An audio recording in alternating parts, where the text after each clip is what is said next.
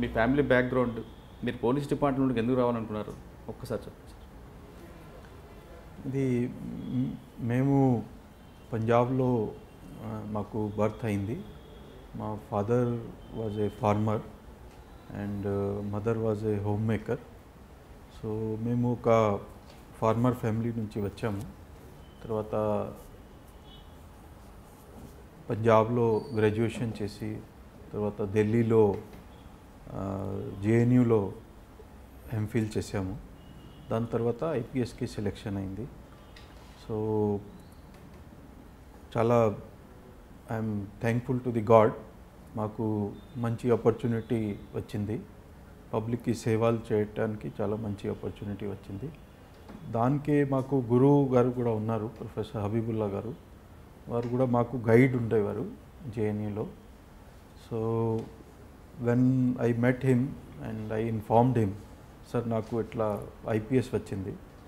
So he was very happy, చాలా excited feel చేశారు. తర్వాత నాకు ఒక్క మాట చెప్పారు, జితేందర్, నాకు తెలిసిన వాళ్ళు చాలామంది ఉన్నారు ఆంధ్రప్రదేశ్లో, వారి కొలీగ్స్, వారు మీన్స్ వారు క్లోజ్ స్టూడెంట్స్ కానీ ఇక్కడ చాలా డిపార్ట్మెంట్లో ఉన్నారు నాకు తెలిసిన వాళ్ళు. బట్ నేను ఒక్క అడ్వైస్ ఇస్తున్నాను మీకు, కొంచెం మంచి హ్యూమన్ లాగా పని చేయాలి, చేస్తే మేము కూడా గర్వపడతాము. సో వారు కూడా యాక్చువల్లీ కర్నూలు నుంచి ఉన్నారు.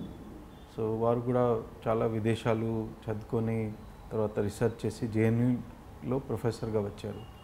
సో ఇప్పుడు కూడా హైదరాబాద్లో వచ్చినప్పుడు, ఆంధ్రప్రదేశ్లో వచ్చినప్పుడు కంపల్సరీగా ఫ్యామిలీతో మాకు కలుస్తారు.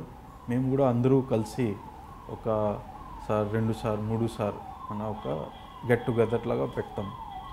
సో నాకు ఎప్పుడు అది మాట గుర్తు వస్తుంది, దట్ మంచి హ్యూమన్ బీయింగ్గా వర్క్ చేయాలి. మేము పొలైట్గా ఉంటాము బట్ స్ట్రిక్ట్గా కూడా ఉంటాము. మేము 0 టాలరెన్స్ మీద పని చేస్తాము. And work wise no compromise, otherwise behaviour wise polite ఉండాలి, అందరికీ దగ్గర తీసుకొని అందరితో పని తీసుకోవాలి. అది మా ఫిలాసఫీ. ఓకే, ఒక టీమ్ లాగా పని చేసి మంచి చేస్తే మాకు రిజల్ట్స్ కూడా మంచిగా వస్తాయి.